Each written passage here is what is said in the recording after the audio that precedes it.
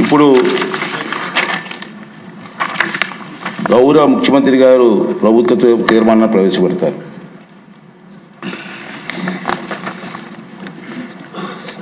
అధ్యక్ష, ఆంధ్రప్రదేశ్ రాష్ట్ర సమగ్ర అభివృద్ధి కోసం అమరావతిని రాష్ట్ర రాజధానిగా గుర్తిస్తూ స్పష్టమైన స్థిరమైన నిర్ణయంతో ముందుకు సాగడం అత్యవసరమని అభిప్రాయపడుతున్నాం.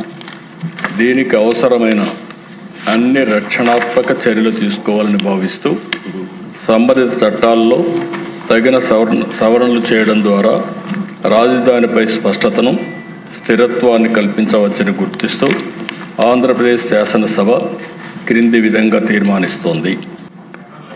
Hereby resolved to request the Government of India to amend the Section 5 of the Andhra Pradesh Reorganization Act 2014 as under: A. To include the word at Amaravati to subsection 2 of Section 5. B. To add the words and Amaravati includes the capital city areas notified under Andhra Pradesh Capital Region Development Authority Act 2014 to the explanation to Section 5. ఈ తీర్మానాన్ని చర్చించి దీన్ని బలపరచవలసిందిగా, సంప్రదించవలసిందిగా అందరినీ కోరుకుంటూ సెలవు తీసుకుంటాం. ముందుగా ముఖ్యమంత్రిగా ప్రవేశపెట్టిన తీర్మానంపై మన మినిస్టర్ గారు నారాయణ గారు మాట్లాడతారు. అధ్యక్ష, రాష్ట్రం ఎలా విడిపోయిందో అందరికీ తెలిసిందే. ఆ రోజు రాష్ట్రాన్ని విడగొట్టొద్దని రాష్ట్ర ప్రజలందరూ నెత్తినూరు కొట్టుకుని విన్నవించిన గత పాలకులు వారి రాజకీయ లబ్ధి కోసం రాష్ట్రాన్ని రెండుగా విడగొట్టడం జరిగింది. అయితే కంబైన్డ్ స్టేట్లో ఉన్న రాజధాని హైదరాబాదు, తెలంగాణ ఉండటం వల్ల అది తెలంగాణలోకి ఉండిపోయింది. అయితే మన రాష్ట్రానికి రాజధాని అంటూ లేదు. అయితే రీఆర్గనైజేషన్ యాక్ట్ 2014లో 10 సంవత్సరాల వరకు హైదరాబాద్ని రాజధానిగా ఉంచుకోవచ్చని పెట్టడం జరిగింది. అయితే గౌరవనీయ ముఖ్యమంత్రి గారు ప్రజల దగ్గరుండి పరిపాలన చేయాలనే ఉద్దేశంతో వెంటనే రాజధాని కట్టాలనే ఉద్దేశంతో ప్రతిపాదించి నిర్ణయించడం జరిగింది. అయితే రాజధాని ఎక్కడనే దానికి శివరామకృష్ణ కమిటీని కేంద్ర ప్రభుత్వం ఆ రోజు టెక్నికల్ కమిటీని పెడితే వాళ్ళు ఈ రాష్ట్రంలో ఉన్న అన్ని జిల్లాలని పోయి అందరి అభిప్రాయాలు తీసుకొని వాళ్ళు రిపోర్ట్ ఇవ్వడం జరిగింది.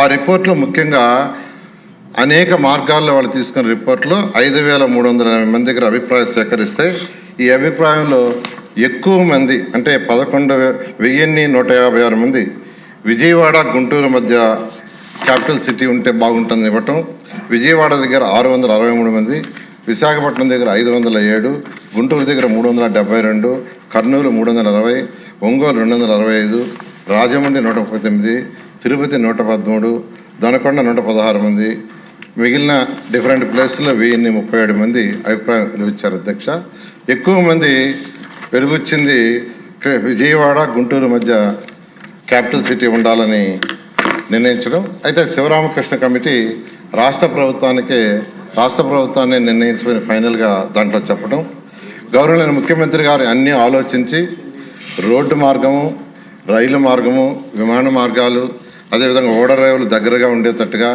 అదేవిధంగా ఉత్తరాంధ్రలో చివరి జిల్లా అయిన శ్రీకాకుళంకి, అదేవిధంగా రాయలసీమలో చివరి జిల్లా అయిన అనంతపురంకి సమదూరంలో ఉండేటట్టుగా గుంటూరు, కృష్ణ ఈ 2 జిల్లాల మధ్య అమరావతి రాజధానిని నిర్ణయిస్తామని సెప్టెంబర్ 4, 2014 అసెంబ్లీలో ప్రకటన చేయడం జరిగింది. అధ్యక్ష, అయితే ఇక్కడ గవర్నమెంట్ ల్యాండ్ లేదు. అయితే ల్యాండ్ పుల్లింగ్లో తీసుకోవాలని గౌరవనీయ ముఖ్యమంత్రి గారు నిర్ణయించడం జరిగింది.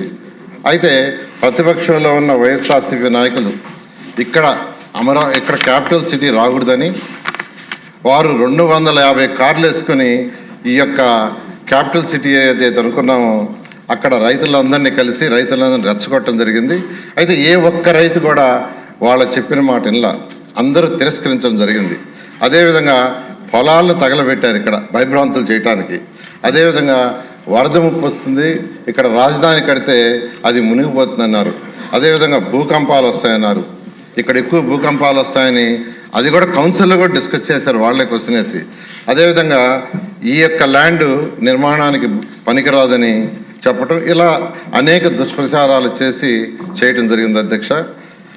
అయితే ముఖ్యమంత్రి గారి పిలుపుతో 2015 జనవరి 1 ల్యాండ్ పుల్లింగ్ నోటిఫికేషన్ ఇస్తే కేవలం 58 రోజుల్లో ఒక్కటంటే ఒక్క లిటికేషన్ లేకుండా ఫిబ్రవరి 28వ తేదీకి 34,400 ఎకరాలను 29,966 మంది రైతు సోదరులు ఒక్కటంటే ఒక్క లిటికేషన్ లేకుండా ఇవ్వటం జరిగింది అధ్యక్ష. ఇది కేవలం ముఖ్యమంత్రి గారి మీద ఉన్న నమ్మకంతో ఇచ్చారు.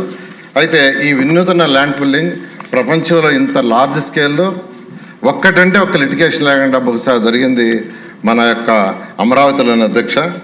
అయితే రైతు సోదరులకు ఆ రోజు వాళ్ళందరితో కూర్చొని అనేక దఫాలు డిస్కస్ చేసి ఒక అగ్రిమెంట్, అంటే ల్యాండ్ని డెవలప్ చేసిన తర్వాత జరీబ్ ల్యాండ్ అయితే 1000 చదరపు అడుగులు రెసిడెన్షియల్, 450 చదరపు అడుగులు కమర్షియల్, నాన్ జరీబ్ అయితే 1000 చదరపు అడుగులు రెసిడెన్షియల్, 250 చదరపు అడుగులు కమర్షియల్ ఇచ్చేటట్టుగా, అంతేకాకుండా 10 సంవత్సరాల పాటు వాళ్ళకి యాన్యుటీ ఇచ్చేటట్టుగా, జరీబ్ అయితే 50,000, నాన్ జరీబ్ 30,000 ఇచ్చేటట్టుగాను, అంతేకాకుండా ప్రతి సంవత్సరం నాన్ జరీబ్కి 3,000 పెంచేటట్టుగా, జరీబ్కి వచ్చి 5,000 పెంచేటట్టుగా ఆ రోజు గవర్నర్ ముఖ్యమంత్రి గారితో వాళ్ళందరూ డిస్కస్ చేసి రైతు సోదరులందరూ నిర్ణయించారు. దాన్ని ముఖ్యమంత్రి గారు యాక్సెప్ట్ చేయటం, రైతు సోదరులకు అంతేకాకుండా రుణమాఫీ, రైతు కూలీలు ఎవరైతే ఉండారో, అంటే ఈ భూములు ల్యాండ్ పూలింగ్ తీసుకోవటం వల్ల రైతు కూలీలకి ఉపాధి పోతుందనే ఉద్దేశంతో రైతు కూలీలకు పెన్షను, అదే కాకుండా స్కిల్ డెవలప్మెంట్ చేసి వాళ్ళకు ఉద్యోగాలు వచ్చే విధంగా చేయటం, ఉచిత విద్య, ఉచిత వైద్యం, అన్నా క్యాంటీన్ వంటి సదుపాయాలు కల్పించడానికి అంగీకరించి అవన్నీ చేయటం జరిగింది అధ్యక్ష. అయితే ల్యాండ్ పుల్లింగ్ అయిన తర్వాత, అంటే వైసీపీ నాయకులు ఎన్ని ఇబ్బందులు పెట్టినా, ఎన్ని దుష్ప్రచారం చేసినా, ల్యాండ్ చేతికి వచ్చిన తర్వాత ప్రపంచంలో ఉన్న టాప్ 5 సిటీస్లో ఒక సిటీగా అమరావతిని కట్టాలని గౌరవ ముఖ్యమంత్రి గారు సింగపూర్ ప్రభుత్వం ఈ యొక్క లేఅవుట్స్ డిజైన్ చేయడంలో చాలా ఎక్స్పర్ట్స్, వారిని గౌరవనీయ ముఖ్యమంత్రి గారు సంప్రదించడం, వారు వెంటనే ఒక ఎంఓయూ మనతో కుదుర్చుకొని వాళ్ళు ప్లాన్ చేసి ఇవ్వడానికి నిర్ణయించారు.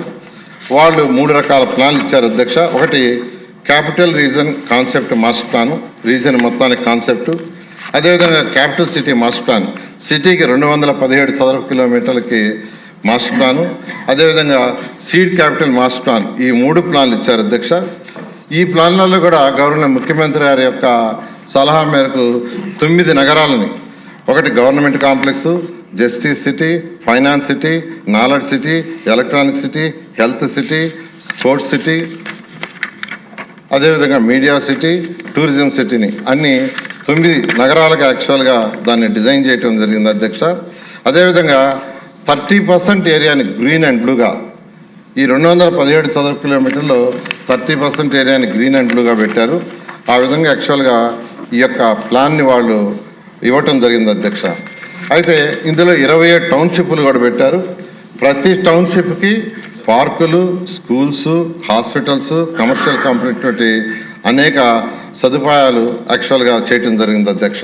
అదేవిధంగా ఐకానిక్ బిల్డింగ్స్ కట్టాలనే ఉద్దేశంతో ప్రపంచంలో టాప్ 10లో ఒకరైన నార్మన్ ఫాస్ట్ అనే ఆర్కిటెక్చర్స్ని యాక్చువల్గా సెలెక్ట్ చేయటం జరిగింది అధ్యక్ష.